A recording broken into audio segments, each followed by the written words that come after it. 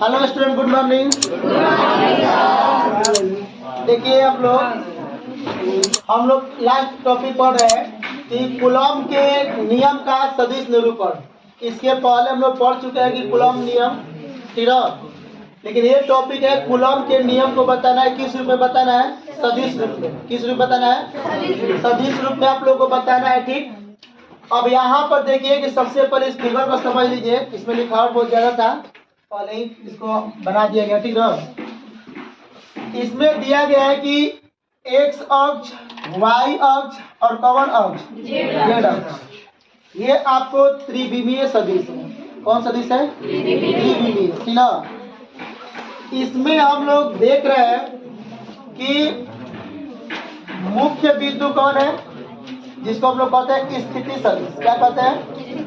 यहाँ पर O से R1 दूरी पर Q1 आवेश है और O से R2 दूरी पर Q2 आवेश है, ठीक है।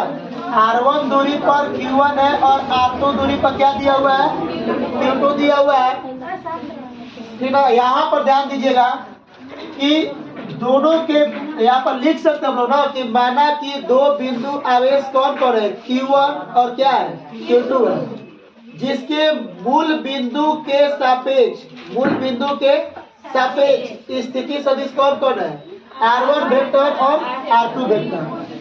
यहाँ पर जो लगने वाला बल F12 है वो किसके कारण है?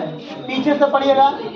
यानी Q2 आवेश के कारण Q1 पर लगने वाला बल, Q2 आवेश के कारण Q1 पर लगने वाला बल F12 है, जबकि Q1 आवेश के कारण Q2 पर लगने वाला बल F21 है।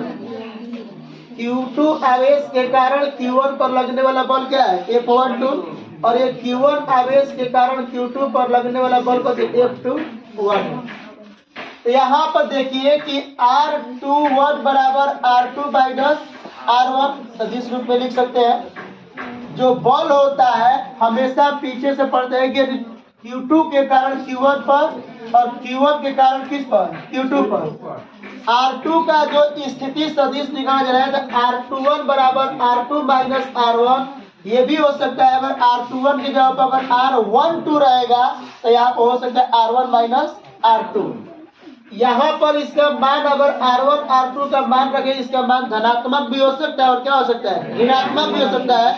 लेकिन दूरी का जो होता है हमेशा का होता है धनात्मक होता है। तो धनात्मक करने के लिए हम दोनों को क्या करेंगे? मॉड में अगर मॉड के अंदर में कोई मान अगर माइनस भी आता है तो मॉड के बाहर आने पर उसका मान क्या होता है? पॉजिटिव, धनात्मक हो जाता है। क्या होता है? अब यहाँ पर देखिए जब दो बिंदु आवेश कर रहे हैं Q1 आवेश और कौन आवेश? Q2। तो यहाँ पर निश्चित रूप से कह सकते हैं कि दो बिंदुवत आवेश के लिए या दो आवेशों के लिए कौन सा नियम लागू होता है? कूलॉम नियम। तो कूलॉम नियम से आवेश Q1 और Q2 के कारण, कूलॉम नियम से आवेश Q1 और Q2 के कारण, एक बार Q1 के कारण लगने वाला बल F21 है, एक बार Q2 के कारण लगने वाला बल F12। यानी Q1 के कारण Q2 पर लगने वाला बल F12, Q2 के कारण Q1 पर लगने वाला बल कौन है? F12। इसमें कौन है? 21 है, ठीक। तो कूलॉम के नियम से आवेश Q1 और Q2 के कारण लगने वाला बल क्या होगा? तो एक बार निकाल रहे F12 इसको निकाला जा रहा है। तो F12 निकालेंगे तो किसके कारण निकाल रहे बाबू? यदि Q2 आवेश के कारण Q1 पर लगने वाला बल, तो बताइए कूलॉम नियम का सूत्र है 1/4 पाई एप्सिलॉन नॉट। तो 1/4 पाई एप्सिलॉन नॉट क्या था? एक समानुपातिक नियतांक था, जिसको हम लोग किससे निरूपित कर सकते हैं? K से भी। तो K Q1 Q2 बटा में क्या होता है? R²। इसका जो दूरी है कौन सी है? किसके कारण है? यानी दूसरा आवेश के कारण, Q2 आवेश के कारण किस पर? Q1। तो Q2 के कारण Q1 पर कहेगा तो R21। तो यहाँ पर देखिए Q2 के कारण Q1 पर करेगा, यहाँ पर 1 2 लिखेंगे। और यहाँ पर जो दिया गया है ये क्या है मालूम है ना? सदिश रूप में जब हम लोग पढ़ रहे हैं तो यहाँ पर R12 के क्या करना पड़ेगा? ये क्या है? एकांक सदिश है। कौन सदिश है? एकांक सदिश का फॉर्मूला होता है जिसे कि एक कैप बराबर ए वेक्टर बटा में मॉड का होता है। एक कैप की जगह पर अगर r12 कैप देगा तो r12 वेक्टर बटा में r12 के कौन चीज मॉड हो जाएगा ना। ये एकांक सदिश है। अब यहाँ पर देखिए ये क्या इसको लिख दिया जा रहा है, जहाँ r12 जो दिया है r12 कैप दिया है वो बिंदु किसके Q2 से Q1 की ओर इंगित करता है। किधर करता है? Q2 से किधर की ओर, क्योंकि जो बल निकाला जा रहा है वो Q2 आवेश के कारण किस पर निकाला जा रहा है? Q1 पर। तो ये जो R12 है वो Q2 से Q1 की ओर इंगित करने वाला एकांक सदिश है। अब बताइए इस एकांक सदिश के जगह पर हम लोग क्या लिख सकते हैं? R12 वेक्टर बटा में मॉड R12 वेक्टर। यहाँ पर आधार आधार आपस में क्या है? बराबर है। तो पावर इसका क्या हो जाएगा? तो 2 और 1 कितना हो जाएगा? 3 हो जाएगा। अब यहाँ पर देखिए R21 बराबर क्या होता है? R2 minus R1। तो यहाँ पर बताइए R12 का मान क्या हो जाएगा? R1 minus R2। इसको इक्वेशन कितना मान सकते हैं? 1। इसी प्रकार आवेश Q2 पर आवेश Q1 के कारण, और ये किस पर था हम लोग कि आवेश Q1 पर Q2 के कारण, और ये Q2 पर आवेश Q1 के कारण लगने वाला विद्युतीय बल क्या हो जाएगा? F21 हो जाएगा। क्या हो जाएगा? जस्ट उसके उल्टा है। अब तो F21 का मान Q1 Q2 बटा में R21 स्क्वायर R21 के कैप। तो यहाँ पर R21 जैसे यहाँ पर लिखा गया कि R12 क्या है? Q2 से Q1 की ओर, Q2 से किधर की ओर? Q1 की ओर। तो ये क्या बताएगा? Q1 से Q2 को। ये हमारा बता रहा है R12 कि Q2 से किधर की ओर? Q1 की ओर इंगित कर रहा है। ये बताएगा Q1 से Q2 की ओर क्या करेगा? इंगित करेगा। एकांक सदिश बताएगा। ठीक। तो एकांक सदिश के लिए बताओ कि R12 का सूत्र R12 बटा में R12 का मॉड होता है। तो R21 का क्या हो जाएगा? R21 बटा में मॉड में R21 वेक्टर। अब यहाँ पर देखिए इसका भी आधार बराबर है। पावर कितना है? 3। तो R21 का मान कितना हो जाएगा? R2 minus R1। समीकरण नंबर देखिए।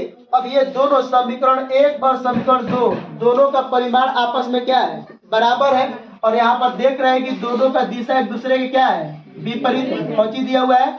विपरीत। अगर ये देखना चाहते हैं कि परिमाण देखने, जैसे ये मिल रहा है कि K और इसमें भी K मिल रहा है, Q1 Q2 Q1 Q2, और यहाँ पर R12 दिया है और यहाँ पर क्या दिया है? R21 दिया हुआ है। और ये क्या है? एकांक सदिश जो दिशा को इंगित कर रहा है। किसको कर रहा है? दिशा को।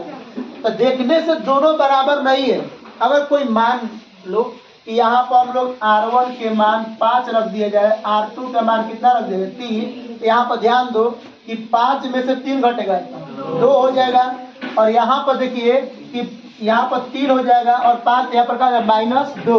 एक प्लस में आ रहा है और एक कोची में आ रहा है? माइनस में आ रहा है। लेकिन परिमाण इसमें भी 2 आ रहा है, इसमें भी कितना आ रहा है? इसको भी जैसे हम लोग R12 को R1 माइनस R2 तोड़ा गया है, इसको भी R12 को तोड़ सकते हैं R1 माइनस R2। तो इसका मान कितना आएगा? 2। अब 2 के पावर 3 बार करिएगा तो 2 दूनी के 4 4 दूनी के 8। इसमें भी कितना आएगा? 2 दूनी के 4 4 दूनी के 8। तो एक आ रहा है प्लस में और एक कोची में आ रहा है। तो यानी कि एक प्लस में मान वही आ रहा है, लेकिन ये प्लस में आ रहा है, एक कोची में आ रहा है? माइनस में। तो ये साबित होता है कि दोनों का परिमाण आपस में बराबर है, लेकिन एक माइनस में आ रहा है। उसे पता चलता है कि दोनों की दिशा एक दूसरे क्या है? विपरीत है। यहाँ पर लिखा गया है कि यहाँ R12 कैप R21 कैप परस्पर विपरीत इकाई सदिश है। अतः समीकरण 1 और 5 से चलेंगे 2 से। तो दोनों का परिमाण आपस में क्या है? और ये माइनस क्या बता रहा है? माइनस दिशा बता रहा है कि दोनों एक दूसरे के विपरीत दिशा में है। परंतु दोनों आवेशों के कारण लगने वाला जो बल है, वो बल का जो परिमाण है वो आपस में क्या है?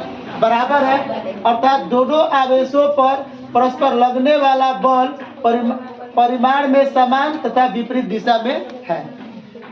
ये था हम लोगों के उन नियम, कूलॉम नियम। कोई दिक्कत है इसमें? ये आप लोगों को देखिए, पूरा वीडियो देखिएगा, आप लोगों को पूरा समझ में आएगा। ठीक ना? और वीडियो अच्छा लगे, समझ में आया हो, वीडियो अच्छा लगे तो प्लीज मेरे चैनल को क्या करिए? लाइक, सब्सक्राइब और शेयर जरूर करिए।